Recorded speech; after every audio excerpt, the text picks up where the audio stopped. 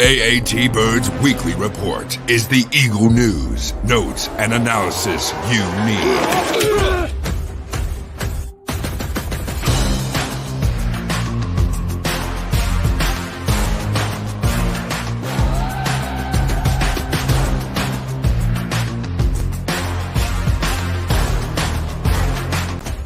Quick, he's going to go.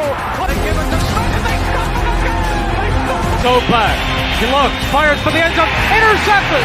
Intercepted. The 20, the 10, the 5. Touchdown. Matt Ware. Matt Ware. Midfield.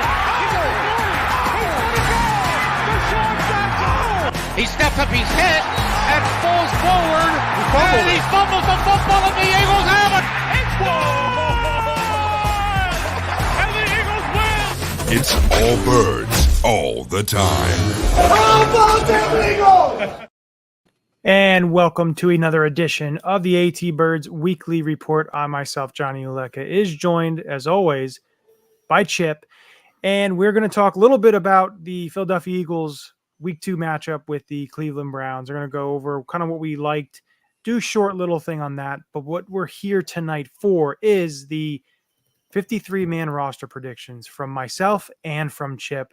Going to kind of dive into that, where we have some differences and what we're feeling with the rosters, because the rosters are never set, and we know that. But I have some on my 53-man prediction, a couple things I definitely want to touch on, and I know Chip does as well.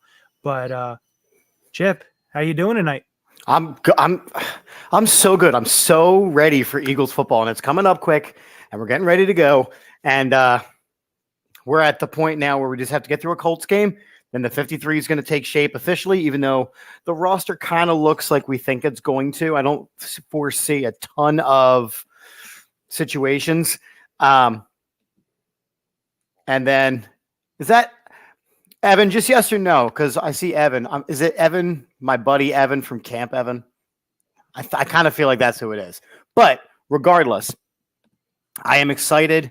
We had, as 267 Evan said, all right, what's up, buddy? There was quite the brawl during the open practices. And I actually wanted to tonight talk about something that the Cleveland Browns are doing. Oh yeah, I saw that with Kevin Stefanski. Because the Cleveland Browns they're gonna Cleveland Brown it better than anybody. But yeah, I think this team is hungry. I think this team is ready to go, and I am as well. Yeah, and touch on the Eagles matchup with the Browns, the game that ended up in an 18-18 tie. A couple of really good things that we did see. Again, Tanner McKee looked really good again. It's still kind of going off of what you said early that, we had I said Ian Book wasn't going to make the team. He didn't even play. He didn't play. The fact that he's still on the roster right now is he's just going to eat up minutes on Thursday. Yeah, and exactly. And maybe. So the tough part was watching Mariota struggle a little bit. Didn't really run much, played more in the pocket, threw the ball a little bit, but he had his struggles. And it brings the age-old question about the backup position and everything. And for me, it's you leave Mariota there because he's still a veteran. Yes, yep. It is what it is. But you have a young guy in McKee. That's fine. A couple of players that I thought played really well that I liked watching was Christian Ellis and Zach Cunningham. I think both of them looked really well, and maybe they looked so well that, of course, we know the news that Miles Jack wound up retiring, and maybe he wasn't going to make the roster, which possibly does that open the door for Nick Morrow staying on the roster. So for me, that's what I took out of it. I liked what I saw from those guys. Of course, you had some of the younger receivers. And some of the veteran receivers, like a Greg Ward, still play pretty decent as well. And there's a lot of questions when it comes to the roster, but those kind of what I felt with and of course, the Zech McPherson injury, that was a tough one because I felt like he was going to be that backup slot corner behind Avonte Maddox. And unfortunately, he tore his Achilles and he ended up on the injured reserve. So that's a tough one for him, but what did you like? A couple of things that you saw, Chip, before we start getting into this 53-man roster. So there was a lot. Number one, the backup quarterback position. I'm at a point where I'm so tired of talking about the backup quarterback position because we have a franchise quarterback. Now, we know that the most important position on the bench is the backup quarterback. Mariota did not look good. He flat out did not look good. He is going to be the backup quarterback because of the experience, because of the style. McKee has stepped up. It's been great. I could see Mariota possibly being traded before the trade deadline if McKee continues to show up in practice. But when we really need Mariota is in a situation where Jalen Hurts is not able to play. What upsets me about the way Mariota played is it opened a different door that is super infuriating, which is let's just trade Mariota for Trey Lance. Yeah, I don't think that's happening. It's not happening. It's not happening. I can see Lance going to a team he's like going to go to Minnesota Vikings. He's going to go to Minnesota. Yeah, it also opened up a door the next day, which was because there was so much talk about Nick Foles. Should we bring back Nick Foles? Should we bring back Carson Wentz? No. Stop it. My issue with the radio, my issue with the fan base, my issue with all of this situation is you have your franchise quarterback, you need a quality backup, and you can change him out every year. They traded out Minshew when they realized that he wasn't going to be a good backup. Mariota is here for 1 year. That's it. And after that, it might be Tanner McKee. It might not be. But it doesn't need to be anything more than that. I think what you're looking for. So say next season, if you're able to get a guy like Tanner McKee to be the backup, great. That's great because one, he's on a very low salary, and two, you're going to be, of course, your quarterback got a big time raise. You don't have to pay $4 to $7 million for a backup now. And there's no question to the other positions. And there is no question of competition. Jalen Hurts is your quarterback. See, I've been watching Hard Knocks a lot, right? And because I always do. Aaron Rodgers is the starting quarterback of the New York Jets. Zach Wilson is way too high priced of a backup. They are hoping that within 2-3 years, when Aaron Rodgers goes away, that Zach Wilson is able to take the reins because he had to take a step back. But you're seeing the same thing in Tampa Bay where, your choice is between Baker Mayfield and Kyle Trask.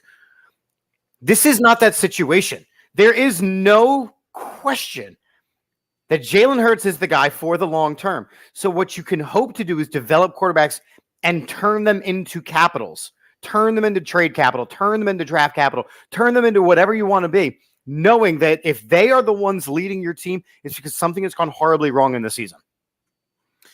Yeah, that's, lightning doesn't strike twice. I know like Carson Wentz getting hurt, you get a backup, he winds up taking you to the Super Bowl. That doesn't always happen.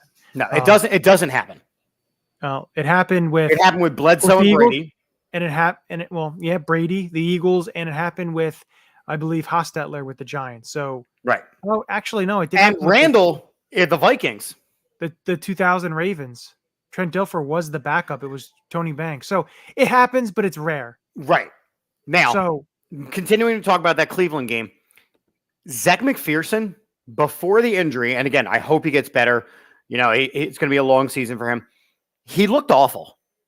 He looked downright terrible as a outside corner. Now, you mentioned that he was going to be the backup to the slot, which I could see being better positioned for him, but he was exposed up until the injury. So it was a little upsetting. It was a little frustrating. He didn't have the game that he wanted. The Myles Jack thing, I was very excited about Myles Jack coming to be a part of this team.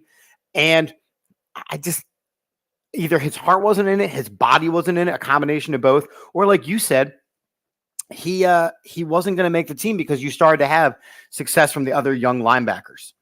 So fine, no harm, no foul.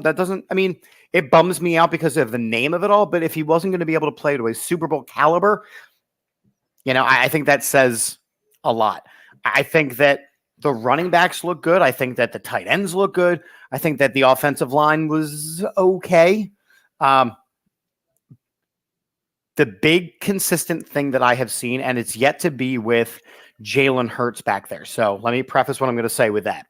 My concern about the offensive line is they are not And again, it's been a lot of backups on the offensive line too. So the depth isn't there. They need to, attend extra classes with Stoutland U. But the quarterbacks are holding the ball for too long, and the line isn't allowing them to be successful. Now, Jalen Hurts is your number one quarterback for a reason. He is going to get rid of the ball quicker. But it is a concern for me. Yeah, and I think another thing that I liked, he's probably not going to make the roster. He may make the practice squad, but Brady Russell, the backup tight end, was all over the field on special teams. He had that touchdown catch late in the game. But I really like the type of energy he played with. Yep. And I like this dance too that he had. But I don't know what it was. But like you said, he's not going to make the roster because he would have to beat out Cal Cotrera or Tyree Jackson or Dan Arnold. Yeah. But he can still make a practice squad. There's 16. And he should make a practice squad. Which is fine. But that was just something that I saw that, I like. Now, of course, they play at 8:00 tomorrow, which is Thursday, on Prime Video only.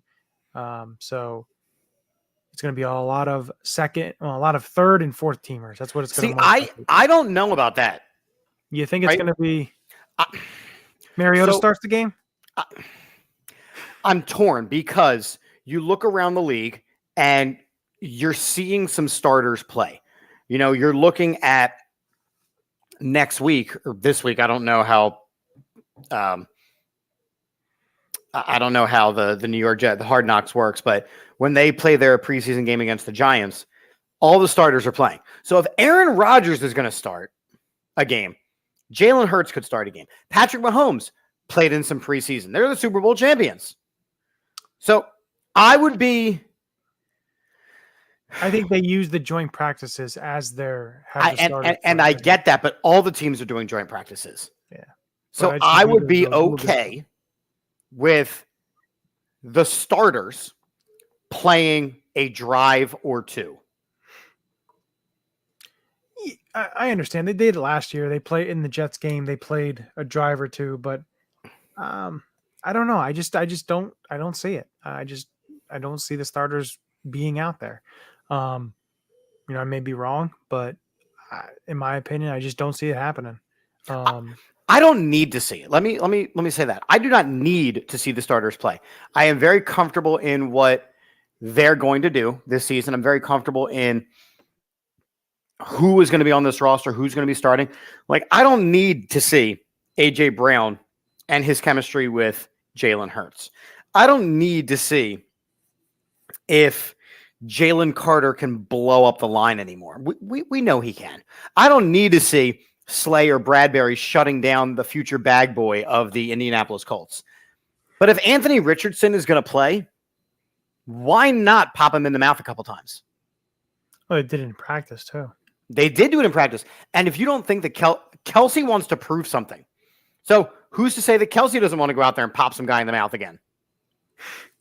Because he's saying all the right things. He's saying the things that, you know what? Hey, I got to do better. I got to act better.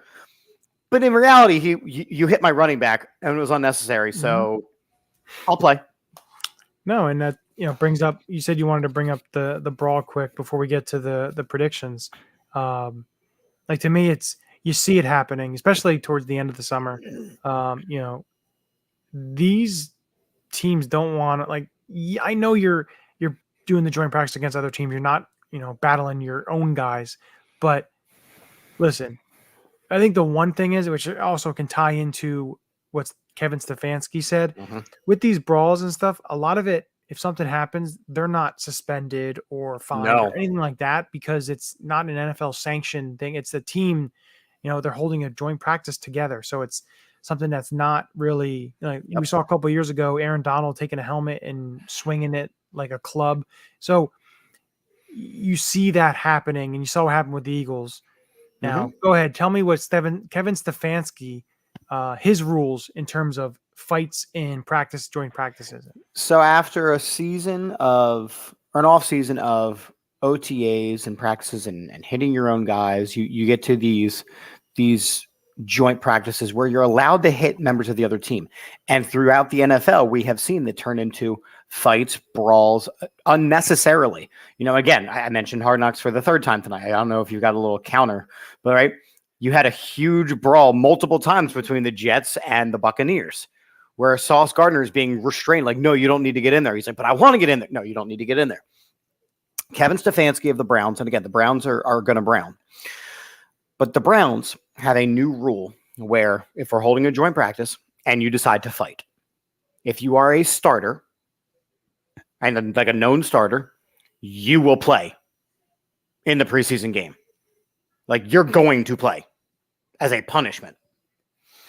If you are a non-starter or a bubble player or anything like that, a rookie, somebody without a guaranteed spot, if you start a fight, then you will not play. And you'll miss an opportunity to get your stuff on tape. I disagree with that because, number one, you're saying how unimportant preseason games are to your starters. You're saying that they are everything to your rookies and things like that. It is also taking the fire out of the football.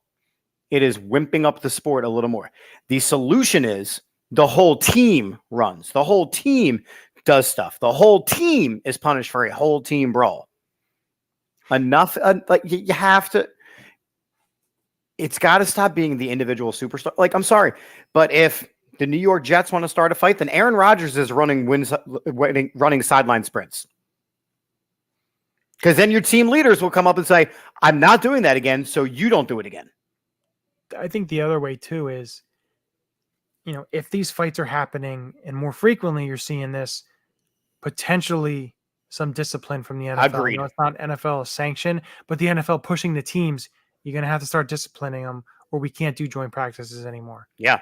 And, trying to figure something out along the lines. Because the thing is, you don't want to see somebody get hurt, which you did see with the Washington Commanders and the Baltimore Ravens joint practice when Mark Andrews slammed Danny. I think it was Danny Johnson, one of their defensive backs, and hurt his shoulder. I know, and I drafted him very early in my first draft of the year, so I'm gonna really need Mark Andrews to not be questionable anymore. Well, it wasn't Mark Andrews who got hurt. He's the one that slammed the guy into the ground. So, but he's listed as questionable, so that's my concern right now. Well, he's always questionable. So that's true until he shows up. You're gonna have to live with that. So this brings us into the second part of the show and the 53-man roster predictions. So Chip and I both have our offense and our defense of roster predictions. What we can do is first we'll reveal your offense, and then we can reveal my offense, and then we'll go back and forth talking. So will you, if you want to do yours first, we can do that, and then we'll you put yours first. I'll give you my ideas of what I think of it, and then we'll do mine, and we'll do it like that. Well, thank you so much. I appreciate you, Johnny. So here is my 53-man roster, the offensive side of things. I think there's no question about the quarterback position. If anything, Mariota might be a cut because McKee will be the backup because he's played so well, but I don't see that happening.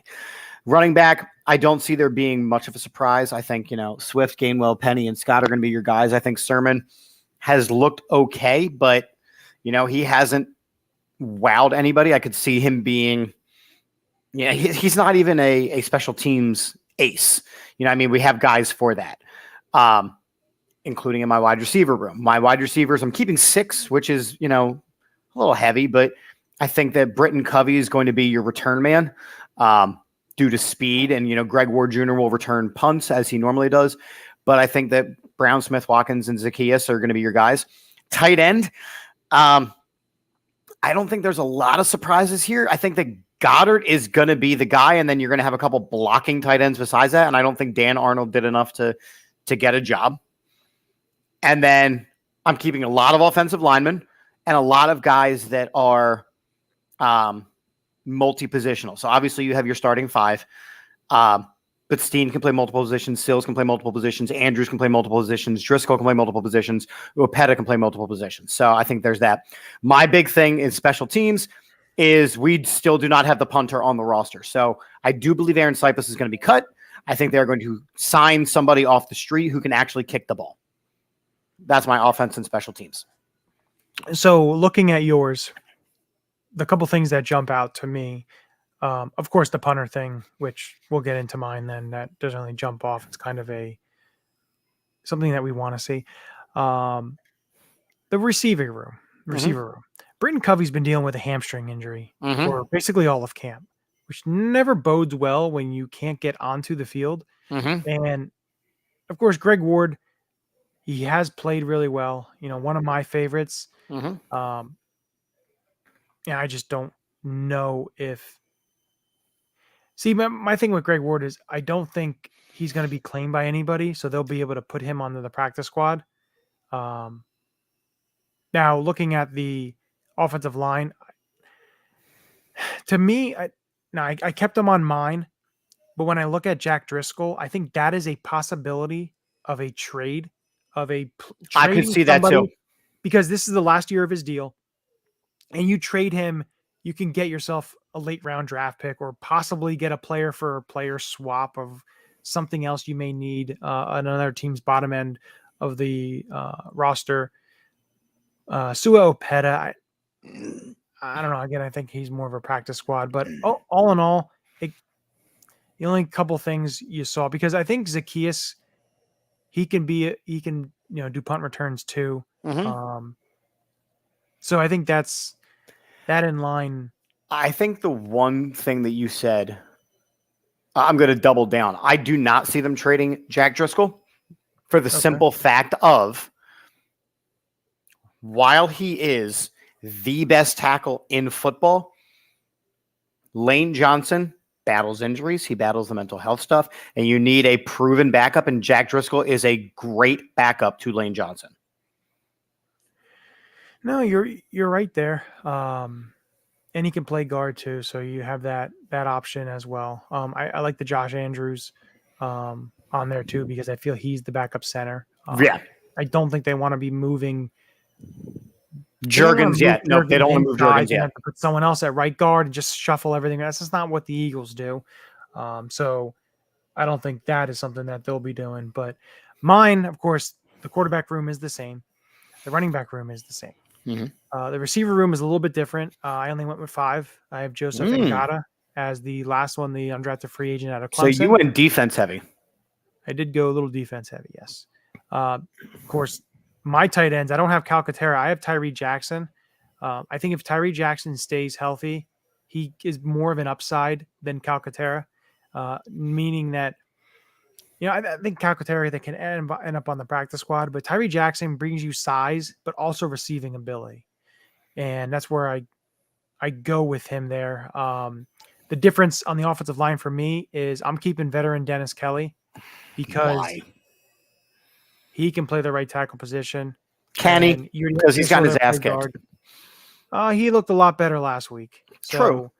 I'll give him that because he was not on a roster until recently. So I'll give him the benefit of the doubt. He is a veteran as well. And of course, I went with the to be determined punter as well, because there are a number of punter battles. So I could rattle off at least 3 or 4 punters that I would like to see the Eagles bring in, not named Aaron Sipas, and keep him on the roster. So for me, I think that's something. Again, I think what I mentioned to you too is I think the Eagles could basically cut Sipas and then, wait for other cuts and everything to happen, keep their roster at 53 without the punter and then put someone on IR, then add a punter, along the lines of that, because that's a potential that I could see them kind of stashing somebody on the injured reserve list. But all in all, it's pretty easy. There's just a couple differences here and there. I feel defensive side of the ball is a little more tougher than the offensive side of the ball right now. So looking at your things, I love Tyree Jackson on paper. I love the athleticism that he brings. I love everything that he should be able to do, but the injuries are a concern. So I still don't know if he has mastered the skill of being a tight end or if he's just mastered the skill of being a big athlete. So that's going to be a question. I worry about Joseph Ngata. So they published the targets and receptions from camp, and Ngata has almost 20 incompletions of balls thrown to him. Now, that could be for a variety of reasons.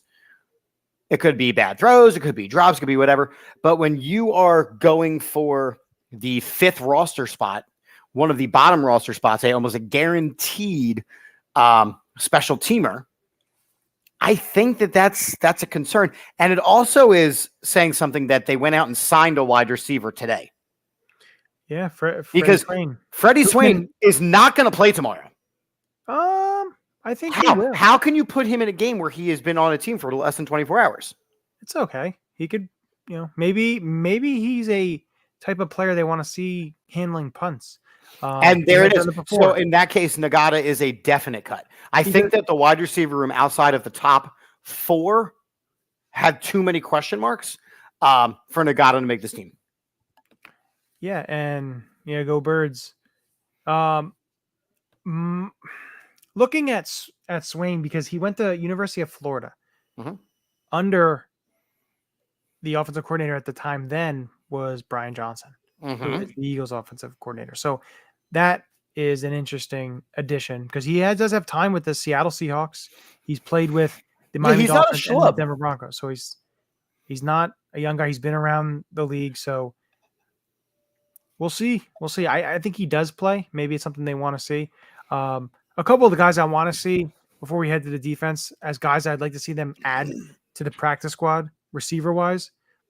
I want to see what Deion Kane has. I do too. I like the Devin Allen story, but I feel like to me it's kind of done.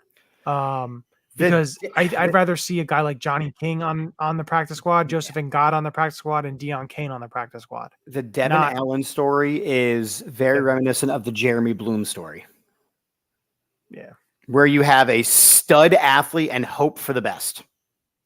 Yeah. Like I said, I like the story, but I'm not going to keep a ton of receivers. If I'm going to go with the receivers, I'm going to go with some younger guys like Ngata if he doesn't make the roster, but for my roster, he does. But a guy like Freddie Swain, maybe he goes to the practice squad. A guy like Johnny King, who's a young guy, but a bigger receiver, Greg, in my eyes, on my roster, Greg Ward to the practice squad. Like players like that I want to see on the practice squad. I like the story, but I think the book is almost closed on that. Now, Johnny, just answer my question here because you know a little bit better of the contract-based stuff. If Freddie Swain signs a guaranteed 1-year deal, is he eligible for practice squad?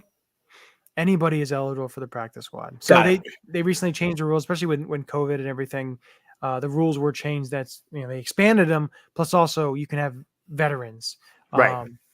And there's no limit to practice squad eligibility anymore. Not anymore. No. You could spend your career on the practice squad. Yeah. So Greg Ward is a perfect practice squad candidate. Yeah, and like I said before they did all this COVID stuff with the practice squad expansion and everything, the practice squad you would have to be, I think, 2 years or basically younger, not seasoned. So basically a rookie to about 2 years you could be on the practice squad if you weren't on a roster for a number of times. So, but now it's basically anything. You have veterans who've played in the league for 8, 9. Jason Peters started on the practice squad with the Dallas Cowboys. And can we talk for a second here? Jason Peters is looking to play another year in the NFL. Let's play with the Jets. He says he can help these young guys. Hey, he doesn't want to give it up. Some people, like you saw today, Corey Davis, the receiver, former top 5. He retired at 28. Jason Peters is going to retire at 82. Well, like I said, some lose the will, lose the passion early. Some don't lose it until it's basically lost for them. But yeah, I don't know where it's going to go with that. But now we bring up the defense. All right. So my defense, I'm keeping. Oh, I see you broke it down. So I had it as defensive line, and you broke it into an edge category. Okay, so guys who are going to rush from a 3 or 4 point stance. So Fletcher Cox, Jalen Carter, Jordan Davis, those are all easy keeps. Milton Williams I kept on there because I think that he's still got 1 more year in his project before they kind of move away from him. Hassan Reddick, Josh Sweat, Brandon Graham, these guys are all keeps. Derek Barnett, Nolan Smith, I think there are no surprises there. Linebackers, Nakobe Dean, Zach Cunningham, those are your guaranteed starters.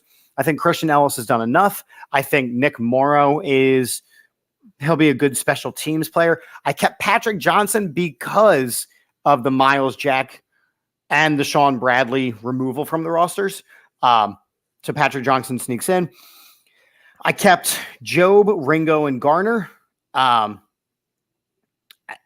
think that Ricks has been good, but not good. I think he's a practice squad guy. And then your safeties are Blankenship, Edmonds, Sidney Brown, and Kayvon Wallace, with Blankenship and Sidney Brown as your starters. So here, a couple things. I thought the defensive line was very light. I know you only have 4 guys. I have 9 guys. I'm more talking interior guys. Right, the guys that are D-tackle. properly interior guys. Just think it's a little light.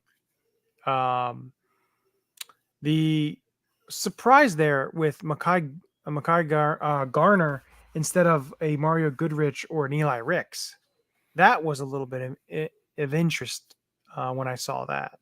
So I think that both of the guys that you mentioned are going to be on the practice squad. In which case Garner has to prove himself or he will be swapping with them.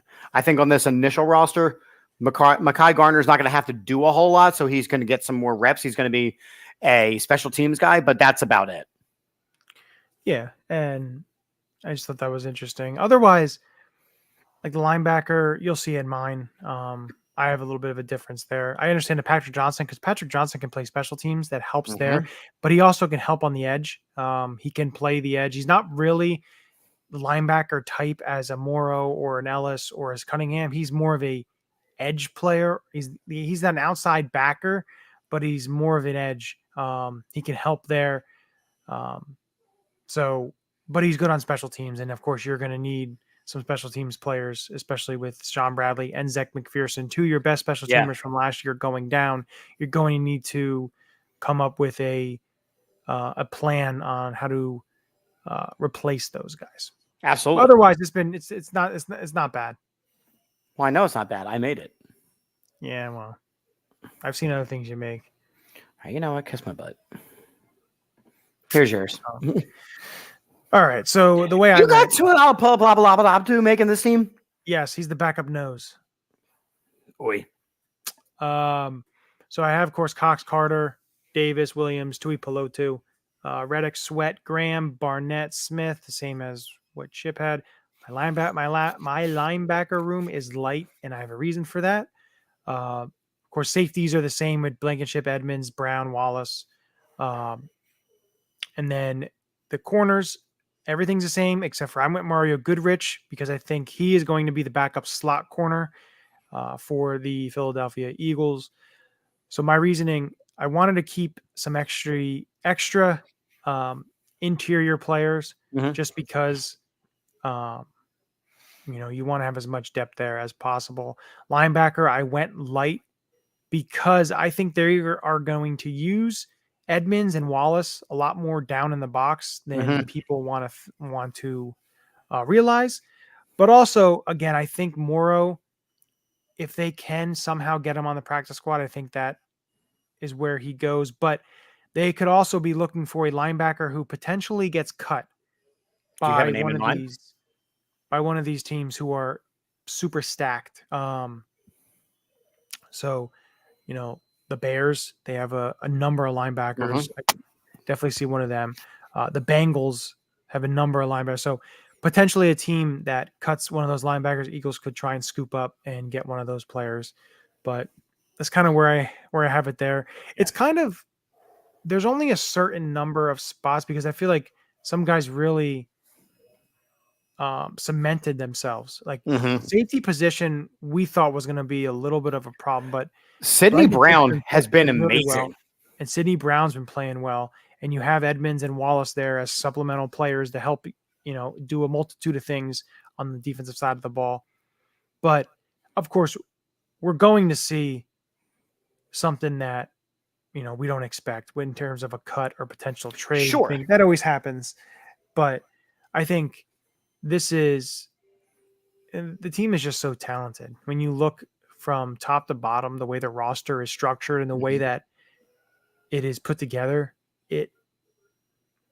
it's really, really good. It's the one of the top rosters, a top 3 roster in the whole entire league. It is, and I've said this now on a bunch of shows. This defense has the opportunity with their front 7 or their front 8, whatever they want to be one of those all-time great defenses.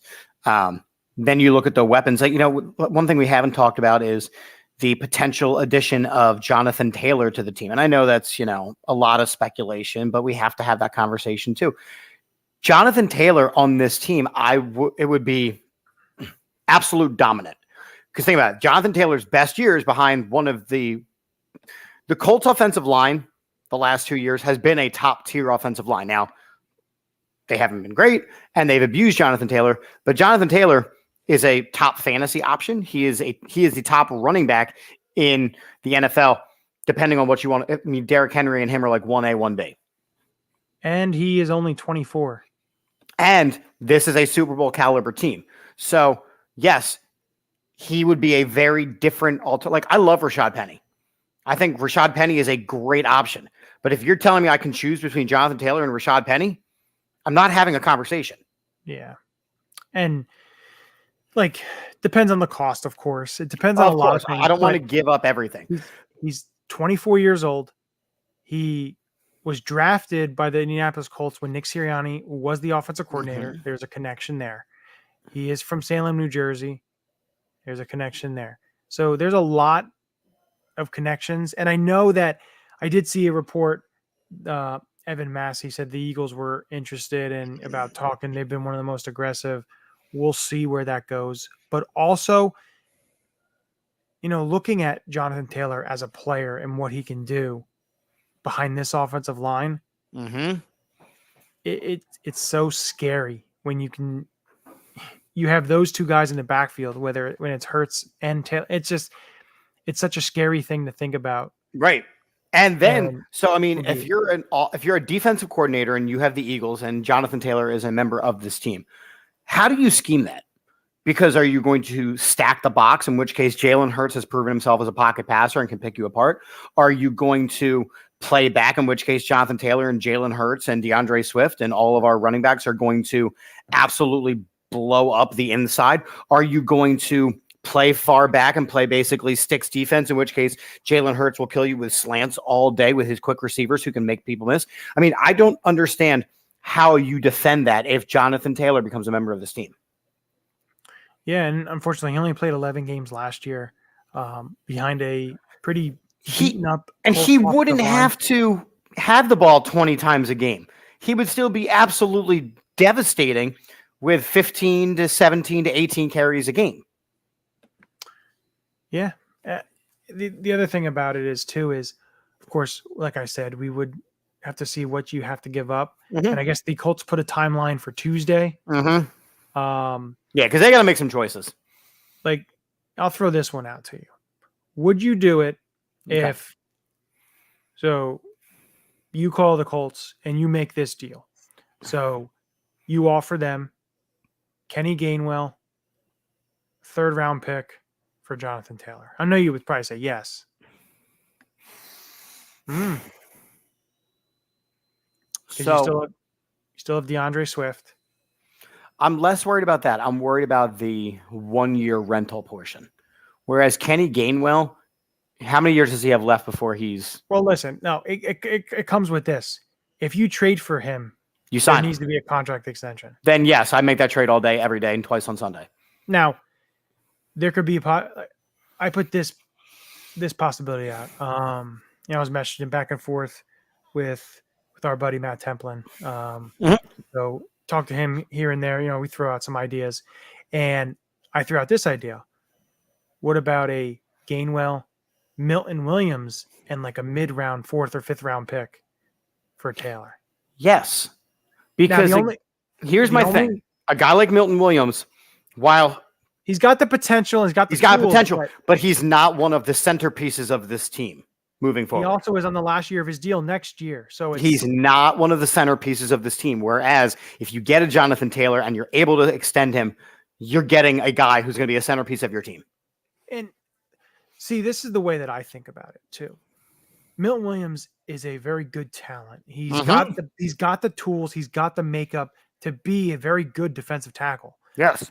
But the way you have to look at it though too is you're getting a player of the caliber of Jonathan Taylor. You have to be able to give something up that you may not want to give up. Now, the Colts need interior defensive line help. DeForest Buckner is very, very good, and Grover Stewart's very, very good. But that's really all they have. And DeForest Buckner, how much longer is he going to be on the Colts before he's gone and they kind of get rid of him to get some more picks to kind of start this rebuild of what they're doing there? So you get a guy like Milton Williams who's young that could step in and play some snaps there, can play snaps on the end.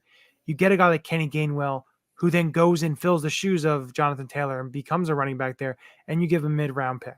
Here's mine for you. Because I already said yes to yours before you sold me on it. Go ahead. Rashad Penny, Derek Barnett, and a third for Jonathan Taylor. I would do it. I just got to make sure the ramifications of the Barnett with them restructuring, if it's easy to get out of that, then right. Because he's on the last year of his deal, right? I believe so. I think he has some void years. I'm trying to think. Is it this? No, I think next year's the last year of his deal. He has one more year because it was a 3-year deal he signed last year. So there you go. So, I would do it.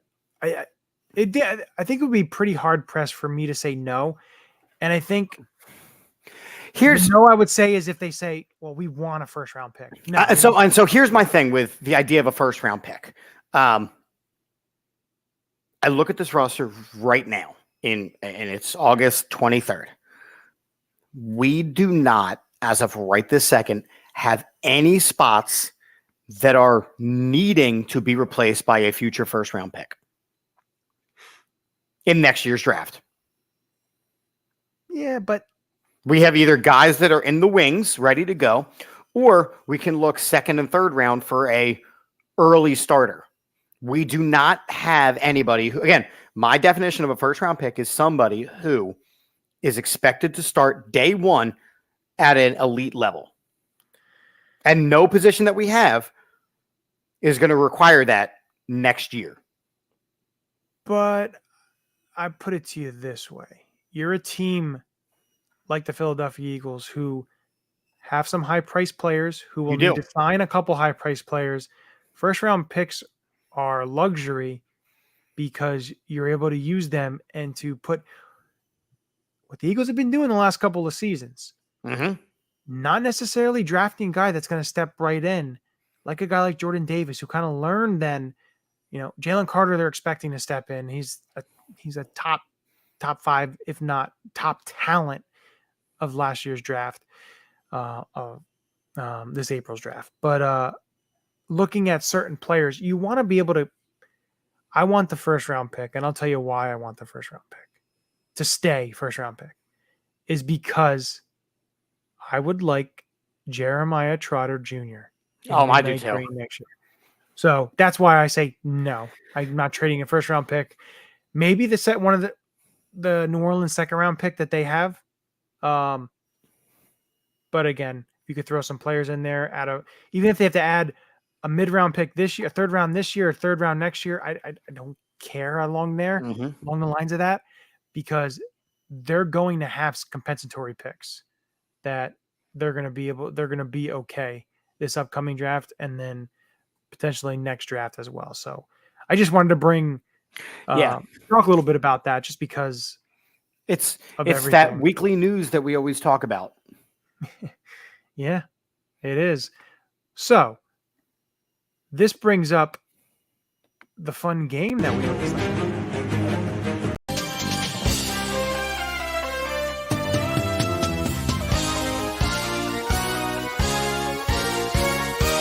Name that Philadelphia Eagles. Jalen Cook. Let's fly, Eagles fly. So we're going to bring the creepy music. Go ahead. Yeah, I'm going to play the music. Don't worry. But I'm not going to do a hard question this week. I didn't have time really to prep a hard question. So we're just going to do the easy and medium question for you, and then we will get on our merry way. Pretty sure we have to Uleka lock it too. Yeah, we could do that after that. That's right. We forgot that. We got the Uleka lot coming up. We got that. Yes, we are ready for the season. Yeah, Jalen, absolutely, man. So the first question. Okay.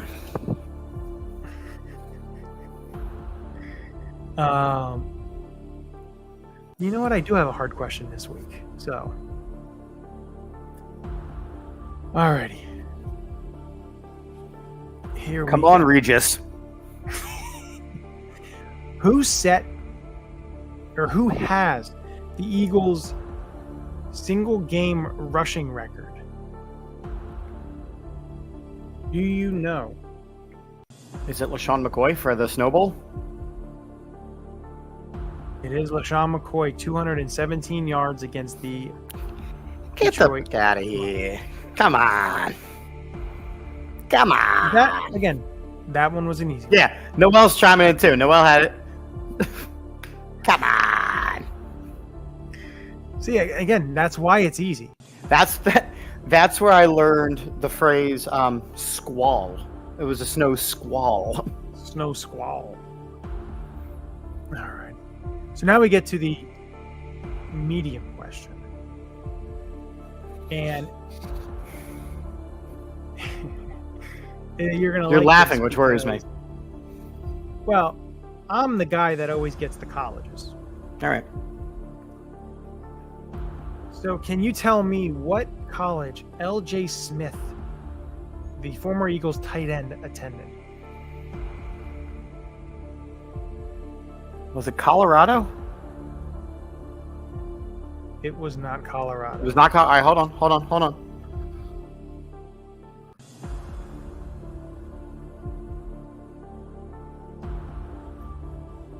It wasn't Cincinnati. That's where all the tight ends go.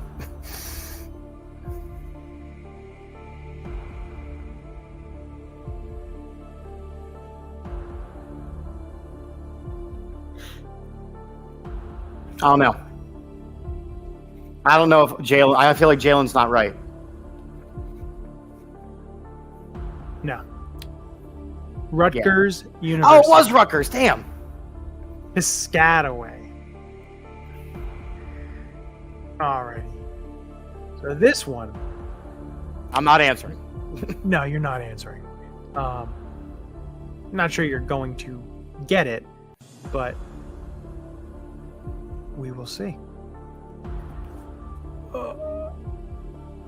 Alrighty. So this Eagles draft selection. So in 2000, the Eagles selected this player. And I kind of gave the year, so now it's kind of going to be easy. You just go to the draft. He left training camp before the first preseason game to pursue a musical career. Later, would come back and, of course, he tried to make some different rosters. He came back with the Eagles, didn't make it. Then he went to do a couple other teams. Can you name this Philadelphia Eagle? Which also, he suffered a hit to the neck in an in-season practice. And they did some imaging, and they found a benign tumor in his throat that would require surgery. Some crazy stuff. Yeah, that's crazy, man. Philadelphia Eagle. And that's Name This Philadelphia Eagle. All right. Which now brings us to the other fun little segment before we head out of here. It's time for the Eureka Locks of the week. Who's your lock? So, your lock was wrong. Yep. My lock was correct. There you go. So, brings us to this week, the final preseason matchup, Eagles-Colts. What is your Uleka lock? Tanner McKee, 2 touchdown passes. Oh, you son of a bitch. You son of a bitch.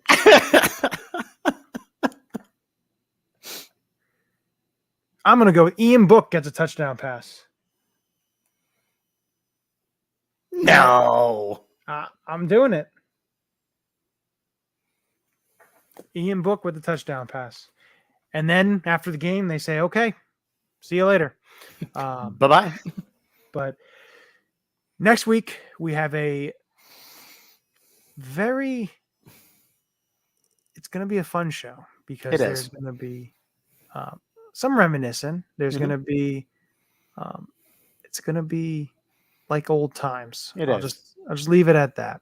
I'll say that it's going to fulfill my nostalgia meter.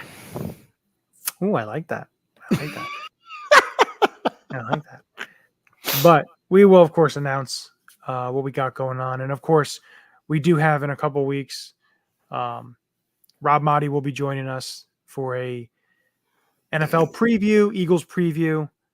So we do want to get a little bit of the insights from him, what he's thinking about this upcoming NFL season.